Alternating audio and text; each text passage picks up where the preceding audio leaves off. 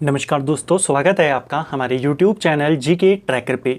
देखिए फ्रेंड, आज के वीडियो में हम बात करेंगे जो हमारी एक सीरीज़ है Uttarakhand GK book wise MCQ series. जैसे आप सभी जानते हैं, इस सीरीज़ में हम उत्तराखंड की इम्पोर्टेंट किताबों को एमसीक्यू के रूप में कवर कर रहे हैं। धामी जी की पुस्तक हमारी यहाँ पे चल रही है और इस सीरीज़ की आज हम 92वीं क्लास हमारी कवर करेंगे। लास्ट वीडियो में हम उत्तराखंड की इम्पोर्टेंट यात्राओं को कवर कर रहे थे। आज हम यात्राएं वाले टॉपिक को ख़त्म कर देंगे और उत्तराखंड की जनजातियों से रिलेटेड जो सवाल हैं उस टॉपिक की शुरुआत कर जाएंगे। अगर आपने हमारी इससे पहले की क्लासेस को नहीं देखा है तो प्लेलिस्ट के माध्यम से आप इन क्लासेस को देख सकते हैं। तो चलिए दोस्तों, आज के वीडियो को शुरू करते हैं। आज का हमारा पहला सवाल है, नंदा राजात यात्रा का वह पड़ाव कौन सा है जहां से महिलाओं का आगे जाना वर्जित है तथा इस स्थान पर पत्थर की मूर्तियां देखने को मिलते हैं। तो देखिए कौन सा ऐसा पड़ाव है। नंदा राजात यात्रा के बारे में हमने लास्ट वीडियो में कई सारे सवालों को देखा। अलग अलग पड़ाव इस यात्रा के दौरान आते हैं। ऐसा कौन सा पड़ाव है जहां से आगे महिलाएं नहीं जाती हैं? ये पड़ाव है पातर नचौड़ियां। ऑप्शन बी सही आंसर होगा। बिदनी बुग्याल के नज़दीक यह पड़ाव स्थित है और यह महिलाओं का अंतिम पड़ाव है इस यात्रा के दौरान। इस पड़ाव के आगे महिलाएं नहीं जाती। इस जगह के बारे में ये भी मान्यता है कि इस जगह पर कुछ महिलाएं पत्थर में बदल गई थी। तो लोक कथाओं के अनुसार ये मान्यता भी इस जगह से जुड़ी हुई है। ठीक है, इसी वजह से इससे आगे महिलाएं नहीं जाती। 280 किलोमीटर लंबी नंदा देवी राजात यात्रा के पड़ावों और विशेषताओं के संबंध में कौन सा कथन असत्य है? तो कौन सा वाला गलत है? चलिए, इस यात्रा का नेतृत्व चांदपुर गढ़ी के वंशज कांचुआ गांव के राजकुमार करते हैं और इसका मुख्य आकर्षण चौसिंगिया मेंढा होता है, यानी जो 4 सिंग वाला बकरा होता है वो। तो ये सही है आपका। इस यात्रा की जो शुरुआत होती है, चांदपुर गढ़ी के जो वंशज होते हैं वो कांचुआ गांव के जो राजकुमार हैं वो इसकी शुरुआत करते हैं। नंदा राजात यात्रा का 10वां पड़ाव नंद केसरी है, जहां कुमाऊं और गढ़वाल दोनों क्षेत्रों की नंदा यात्राएं आपस में मिलती हैं। ये वाला भी सही है। बिदनी बुग्याल के पास स्थित पातर नचौड़ियां वह स्थल है जो महिलाओं के लिए यात्रा का अंतिम पड़ाव है। ये भी सही है। नंदा राजात यात्रा का अंतिम पड़ाव होमकुंड है, जहां पूजा अर्चना के बाद चौसिंगिया खाड़ू को विदा किया जाता है। क्या ये सही है हमारा? ये वाला भी आपका सही है। यहाँ पर आपको पूछा था कौन सा गलत है, तो याद रखना इन चारों में से कोई भी कथन गलत नहीं है। यहाँ पे चारों के चारों आपके सही होंगे। होमकुंड जो है वो नंदा राजात यात्रा का अंतिम पड़ाव है।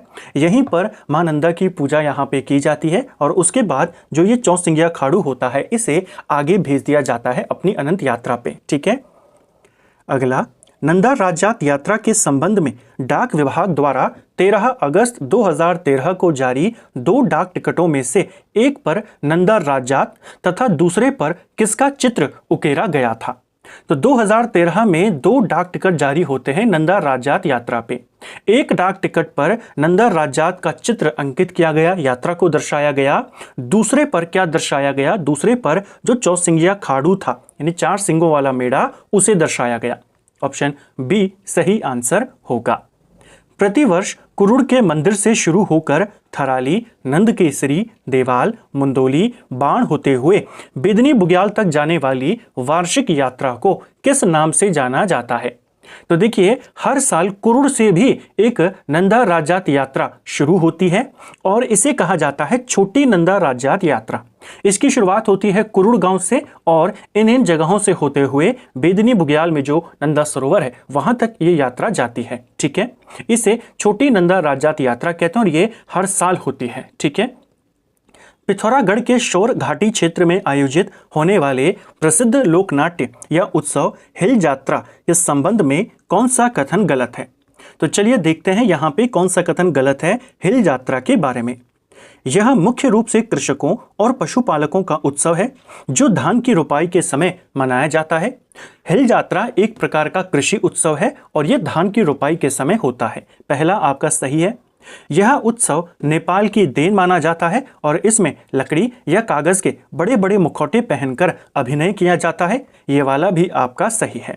यह उत्सव नेपाल की देन माना जाता है और नेपाल में इसे इंद्र यात्रा के नाम से जाना जाता है। ठीक है, इसमें केवल पुतारियों यानी पौधरोपण वाली महिलाएं द्वारा मुखौटा पहनकर अभिनय किया जाता है। क्या ये सही है? ये वाला आपका गलत है। इस उत्सव में जो पौधरोपण करने वाली महिलाएं होती हैं या जो भजन गाने वाले लोग होते हैं, उनको छोड़कर बाकी के जो लोग हैं उनके द्वारा मुखौटे पहने जाते हैं। ठीक है, सी वाला आपका गलत है। इस यात्रा या उत्सव में लखिया, भूत, बैल, हिरन आदि पात्र अवतीर्ण होते हैं, यानी अवतार यहां पर लेते हैं, उनको यहां पे उतारा जाता है। ये वाला भी आपका सही है। ठीक है, ऑप्शन सी वाला आपका गलत है। हिल यात्रा को लेकर कई बार पेपर में सवाल बना है। छिपला केदार यात्रा का आयोजन किस जनपद में होता है? तो देखिए, छिपला केदार यात्रा लगभग हर 2 साल में इसका आयोजन होता है और यह पिथौरागढ़ में आयोजित होती है।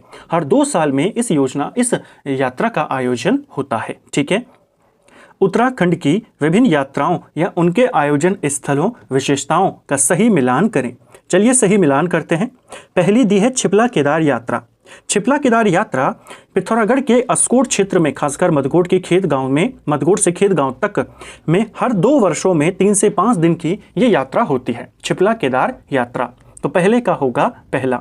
वारुणी पंचकोशी यात्रा की बात करें तो उत्तरकाशी में वरुणा और भागीरथी के संगम से वर्णावत पर्वत तक 15 किलोमीटर की पूरी पैदल यात्रा है। इसे कहते हैं वारुणी पंचकोशी यात्रा, जो उत्तरकाशी में होती है। हिल यात्रा, या जिसे हिल यात्रा भी कहते हैं, सौर घाटी पिथौरागढ़ का एक कृषक एवं पशुपालक उत्सव, जिसमें लखिया, भूत मुख्य पात्र हैं। ये भी सही है। पवाली कांठा केदार यात्रा, टिहरी से रुद्रप्रयाग के केदारनाथ तक ये यात्रा जाती है। 29 किलोमीटर की पैदल यात्रा है। ये भी सही है। चारों सही सुमेलित दिए गए हैं, यानी 1, 2, 3, 4 आपका उत्तर होगा। तो हमने उत्तराखंड की विभिन्न यात्राओं को कवर किया और इस एक क्वेश्चन के माध्यम से उनको क्विक रिवाइज करने का प्रयास किया।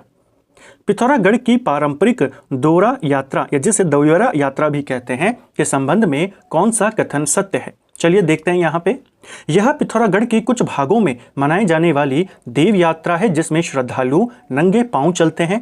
पहला आपका सही है। जो दौरा यात्रा है, या इसे इस तरीके से दौरा यात्रा भी लिखा जाता है, ये होती है पिथौरागढ़ में, और एक देव यात्रा है जिसमें श्रद्धालु नंगे पैर यहाँ पे चलते हैं।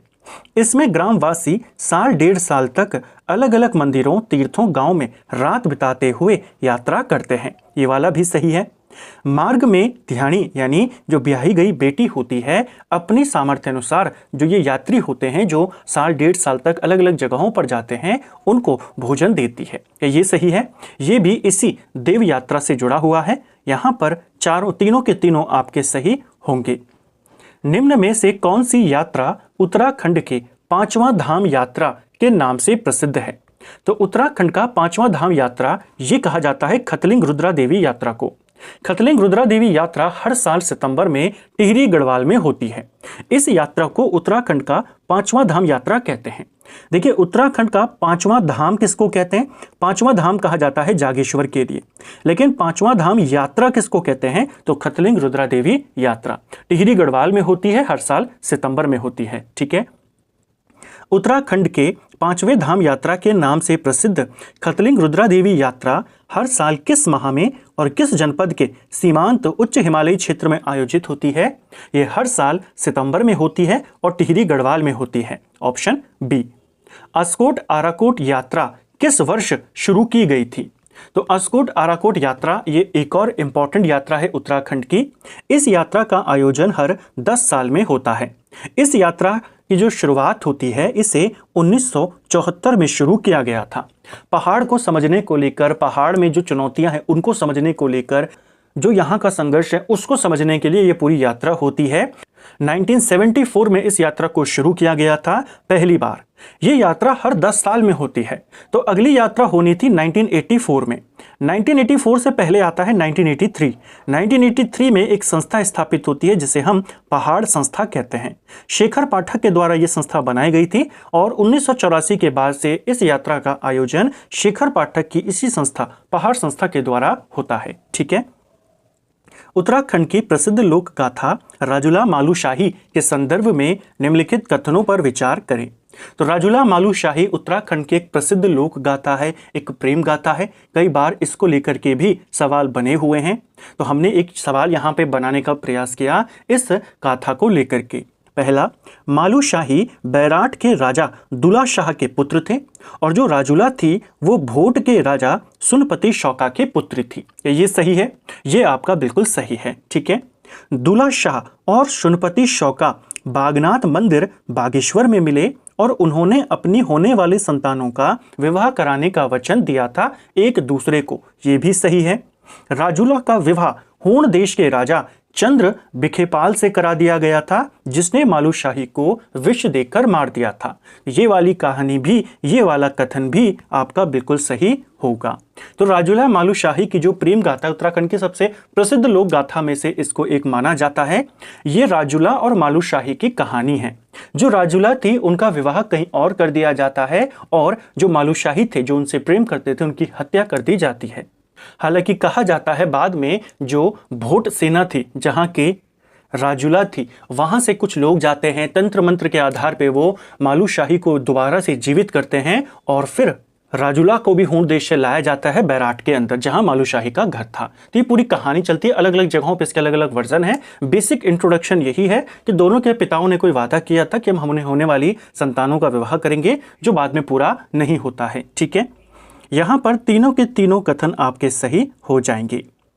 उत्तराखंड में प्रतिव्रता, धर्म, तप, त्याग और समर्पण की प्रतीक माने जाने वाली रामी बौराणी कथा में रामी के पति बीरू ने कितने वर्षों के बाद युद्ध से लौटकर सन्यासी का वेश धारण किया था?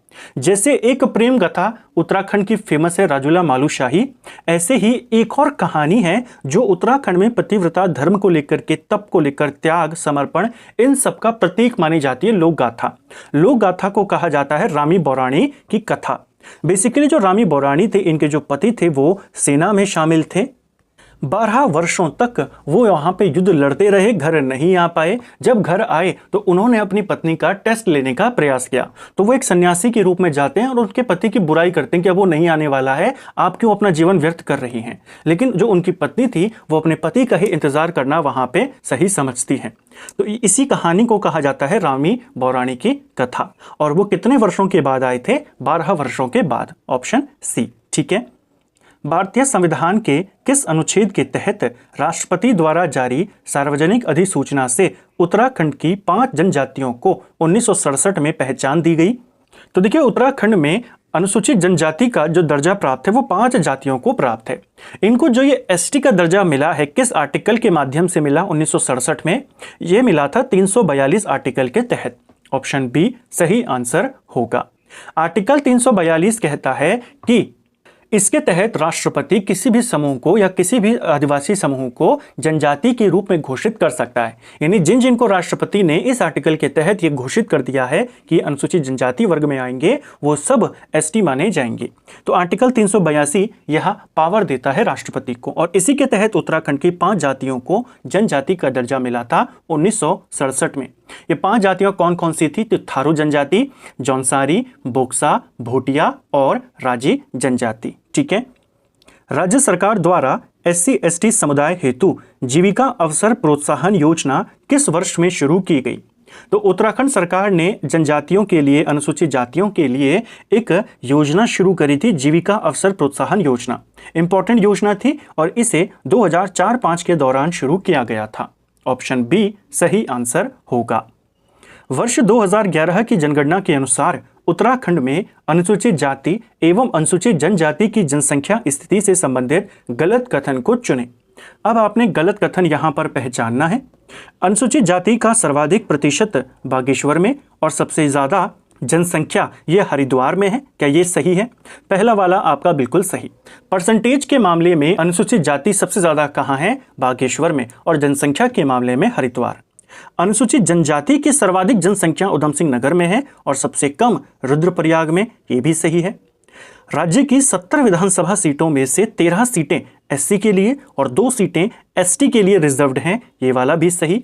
जो ये 2 सीटें हैं उसमें एक चक्राता है और एक हमारी यहाँ पे खटीमा नहीं, इसको नानक मत्ता करना। ठीक है, एक नानक मत्ता और एक चक्राता, ये 2 सीटें हमारी रिजर्व्ड हैं। ठीक है, राज्य की कुल जनसंख्या में जनजातियों का सही क्रम बोक्सा, थारू, जौनसारी, भोटिया और राजी है। ये क्रम गलत दिया है। सबसे ज्यादा कौन सी जनजाति है? थारू। थारू के बाद आती है जौनसारी, जौनसारी के बाद आती है बोक्सा बुक्सा के बाद भूटिया और भूटिया के बाद राजी। तो ये सही क्रम है, ये वाला गलत है। किस जनजाति के द्वारा ऋतु प्रवास किया जाता है? तो ऋतु प्रवास किया जाता है भूटिया जनजाति के द्वारा। शीतकाल के दौरान ये नीचे मैदानी इलाकों में आ जाते हैं और ग्रीष्मकाल के दौरान पहाड़ी इलाकों में चले जाते हैं। ठीक है, भूटिया जनजाति। मैत क्या है? तो देखिए, उत्तराखंड में जो मैत है ये भूटिया जनजाति के ग्रीष्मकालीन आवासों को कहते हैं। जैसे हमने कहा भूटिया जनजाति ऋतु प्रवास करती है, तो इनके ग्रीष्मकालीन आवास अलग है, शीतकालीन अलग है। जो शीतकालीन आवास होते हैं इनके, उसके लिए कहा जाता है गुंडा या मुनसा। ये भूटिया जनजाति के शीतकालीन आवास हैं और इनके ग्रीष्मकालीन आवास को मैत कहा जाता है। ठीक है, महाहिमालय की सबसे अधिक जनसंख्या वाली जनजाति कौन सी है? तो महाहिमालय या महान हिमालय की सबसे ज्यादा आबादी वाली जो जनजाति है वो भूटिया जनजाति है। उत्तराखंड की सबसे ज्यादा आबादी वाली कौन है? थारू। गढ़वाल की कौन है? जौनसारी। लेकिन अगर महान हिमालय की पूछेगा तो भूटिया। उत्तराखंड की 5 जनजातियों में सर्वाधिक साक्षर जनजाति भी कौन है? तो भी भूटिया पे आपने टिक करना है। अर्ध घुमंतु जनजाति है, ये ऋतु प्रवास करती है जैसे हमने देखा। जौहरी तथा शोका भूटिया जनजाति का ही स्थानीय नाम है। यह किस क्षेत्र में प्रयुक्त होता है? तो देखिए, जौहरी और शोका ये भूटिया जनजाति की ही उपजातियां हैं या उनको अलग जगहों पर इस नाम से जाना जाता है। भूटिया जनजाति को बेसिकली अलग अलग जगहों पर इनकी अलग अलग उपजातियां निवास करती हैं जिनको अलग अलग नाम से जानते हैं। जैसे लद्दाख में इनको भूटा कहते हैं, हिमाचल में भूट कहते हैं, उत्तरकाशी में जो भूटिया जनजाति रहती है उसे जाड़ भूटिया कहते हैं, और जो पिथौरागढ़ में रहती है उसको जौहरी और शोका कहते हैं। चमोली में रहने वाली भूटिया जनजाति के लिए मारछा या तोलछा इसका इस्तेमाल किया जाता है, तो इसको भी आपने याद रखना है। ठीक है, तो फ्रेंड्स ये था हमारा आज का वीडियो जिसमें हमने उत्तराखंड के 20 इंपॉर्टेंट सवालों को यहाँ पे देखा। हमने इन क्वेश्चन को डिटेल के साथ यहाँ पे करने का प्रयास किया। 92वीं क्लास हमने इस सीरीज की हमारी कंप्लीट करी और जनजाति वाले टॉपिक को शुरू किया। अब हम भूटिया जनजाति से रिलेटेड सवालों की शुरुआत कर चुके हैं, तो अब पहले इस जनजाति से रिलेटेड जितने आपके सवाल बन सकते हैं सबको कवर करेंगे और ऐसे ही सभी जनजातियों को देखेंगे। उम्मीद करता हूं आपको आज का वीडियो पसंद आया होगा। अगर आपको ये वीडियो पसंद आई है तो वीडियो को लाइक करें, चैनल पर नए हैं चैनल को सब्सक्राइब करें, अपने दोस्तों के साथ शेयर करें। वीडियो आपको कैसा लगा कमेंट बॉक्स में हमें ज़रूर बताएं। Thank you friends.